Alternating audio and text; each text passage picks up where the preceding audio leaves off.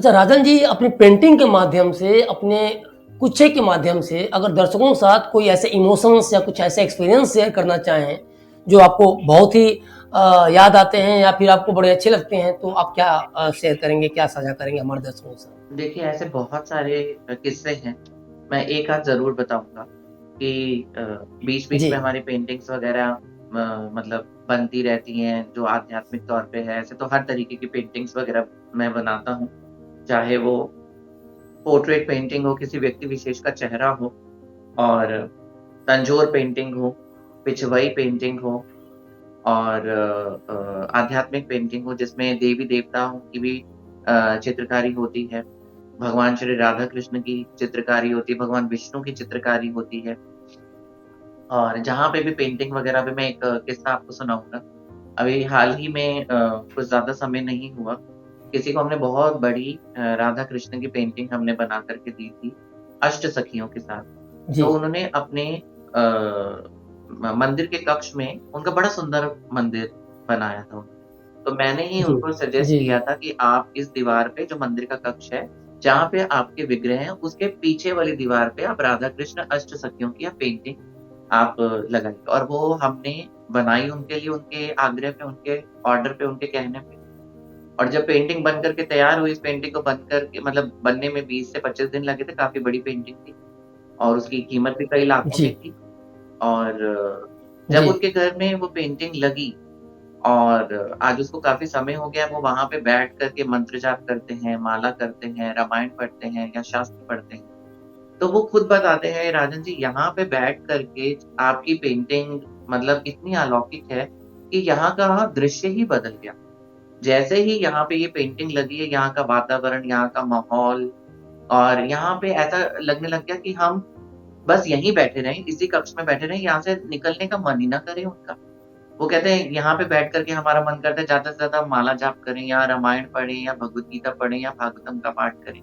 यहाँ पे बैठ कर के इस कक्ष में बैठ कर के जब से आपकी यहाँ पेंटिंग लगी है इस कक्ष में बैठ कर के बड़ा सात्विक एक माहौल बन गया। तो बल्कि हम तो ये बोलते हैं हमारी पेंटिंग नहीं, ये तो आपके जो भक्ति का कारण है, हम तो उनको यही चीज़ ही बोलते हैं कि आपकी भक्ति का कारण है कि वहाँ पे एक दिव्यता जागी है।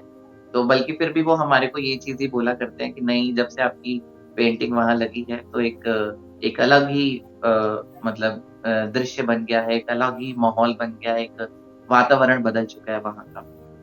तो ऐसे 1-2 और ऐसे हैं, किसी और को भी हमने पेंटिंग दी थी जो कि राम दरबार की पेंटिंग थी और यहीं दिल्ली में वो रहते जी, हैं हमारे एक क्लाइंट हैं जी, जिनके मंदिर में ही हमने पेंटिंग वगैरह दी थी।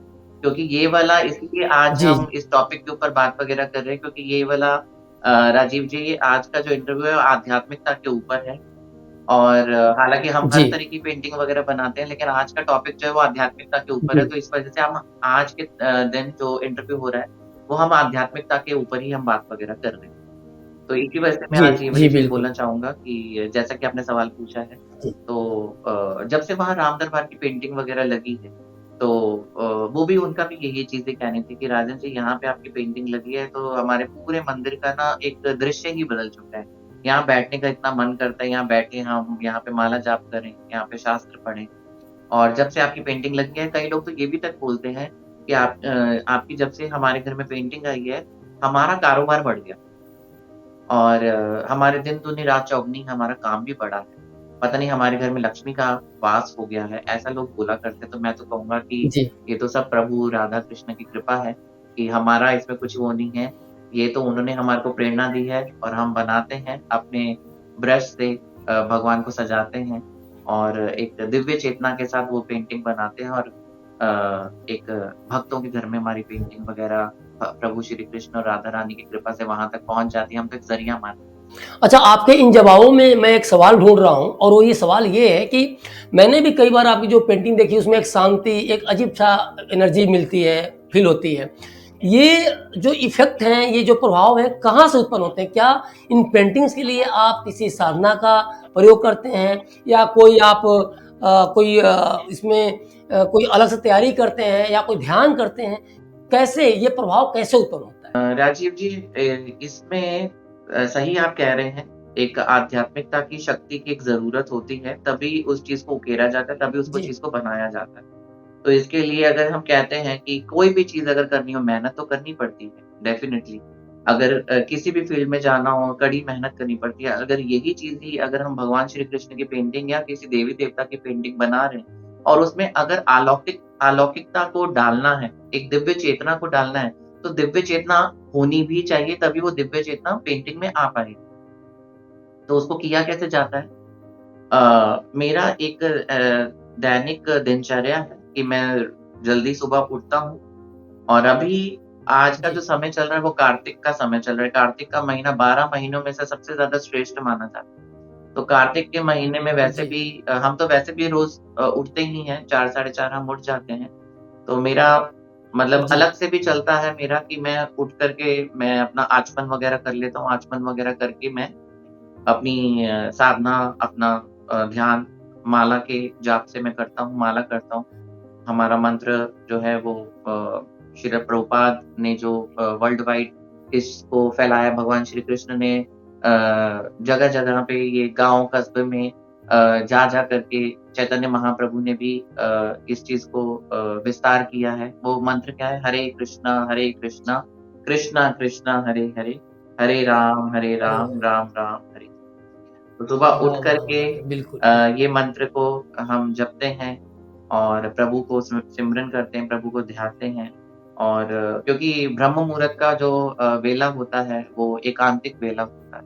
उसमें ना तो कोई शोर-शराबा होता है, तो उसमें एकाग्रचित्त होकर के ध्यान बहुत अच्छे से लग पाता है। तो ध्यान जब लगता है, तो आप जब सुबह उठ कर के अगर आप ध्यान लगाएँगे, तो जब आप मंत्रों को आप जाप करते हैं, तो जब आप ध्यान लगाते हैं और उसके बाद जब आप कोई भी काम वगैरह करते हैं, तो वो आप बहुत अच्छे से कर सकते हैं क्योंकि आप हर एक काम को एकाग्रता से आपने पहले से ये चीज़ सीख ली होती है, मंत्रों के उच्चारण से। धीरे-धीरे, धीरे-धीरे मंत्रों में बहुत शक्ति होती है और आप सारे काम जो है एकाग्रचित्त होकर के सारे काम वो कर सकते हैं। तो उससे भी आपको एक चेतना मिलती है।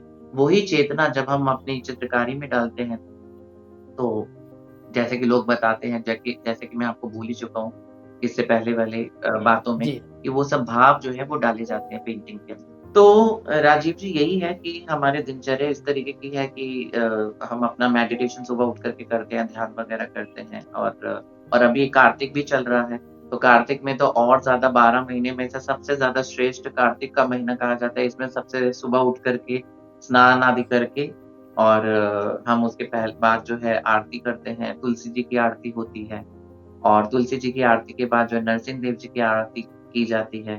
फिर उसके बाद दामोदर अष्टकम पढ़ा जाता है। दामोदर अष्टकम पढ़ के फिर हम माला का जाप करते हैं और ये हमारा पूरा 1 महीना ऐसी साधना कार्तिक के महीने में चलती है और उसके बाद भी जो है हम अपनी अलग-अलग साधना हर महीने की, उसके बाद जो है अपनी अलग-अलग साधना होती है।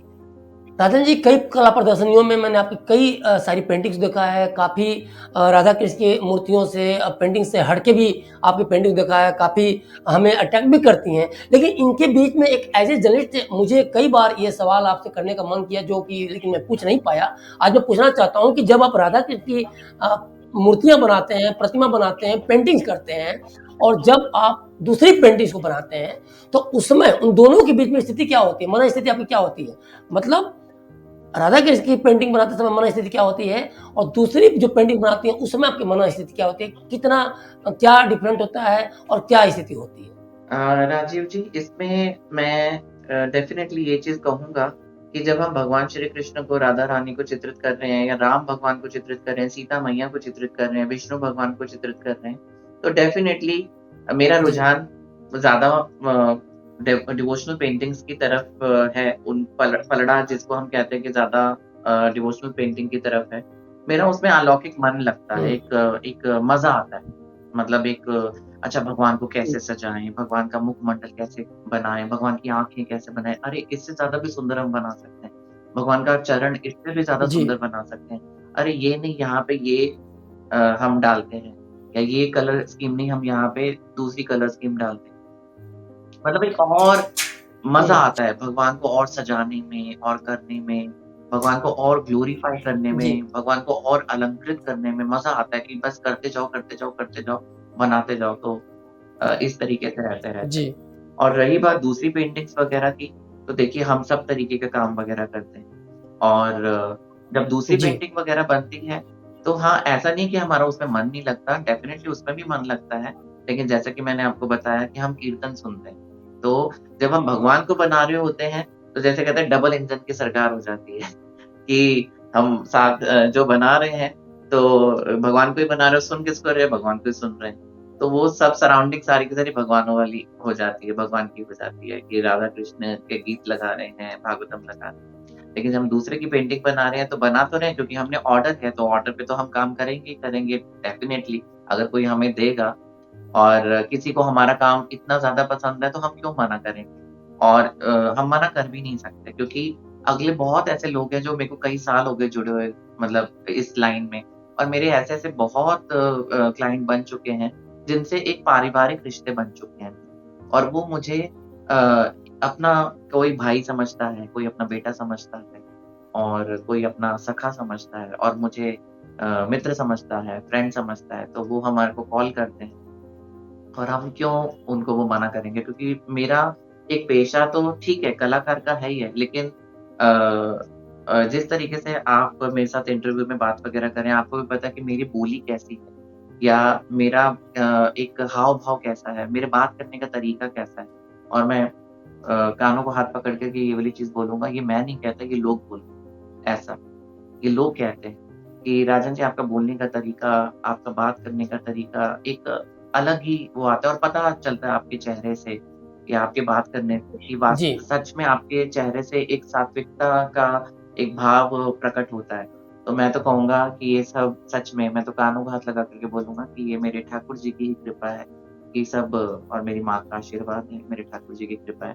मेरे माँ के दिए हुए संस्कार हैं कि मैं इस तरीके से मैं बात करता हूँ, मैं अब लोगों को इज़्ज़त देता हूँ। लोग मुझे इज़्ज़त देते हैं, बहुत ज़्यादा इज़्ज़त देते हैं और वो इसका कारण ही यही बेशक राजन जी, बेशक, बेशक कहीं न कहीं आपके चेहरे पे सात्विकता तो झलकती है और जहाँ तक मैं आपको जानता हूँ, तो काफ़ी वर्षों से मैं जानता हूँ और मैंने काफ़ी करीब से आपके व्यक्तित्व को देखा भी है और काफ़ी प्रभावित भी हूँ। एक अगला सवाल इसमें ये है कि राधा कृष्ण की जब आप पेंटिंग्स को बनाते हैं, तो सबसे बड़ा चैलेंज आपके लिए क्या होता है? हर बार आप उसी चेहरे को बना रहे होते हैं, उन्हीं राधा और कृष्ण को बना रहे होते हैं, पेंटिंग कर रहे होते हैं, तो क्या हर बार नए थॉट के थ्रू, नए दृष्टिकोण के तहत आप बनाते हैं या कठिनाइयाँ भी आती हैं? कैसे इसको आप डिफाइन करेंगे? देखिए डेफ़िनेटली कठिनाइयाँ क्यों नहीं आती? कठिनाइयाँ आती हैं। कठिनाइयाँ ये आती हैं कि सबसे पहले ये सोचा जाता है भगवान को कितना कैसे सुंदर बनाया जाए और कितना अलंकारिता डाली जाए और भगवान का मुखमंडल है, भगवान के चरण हैं, भगवान की पोशाकें हैं, भगवान के आभूषण हैं और भगवान किस स्थान पे खड़े हैं।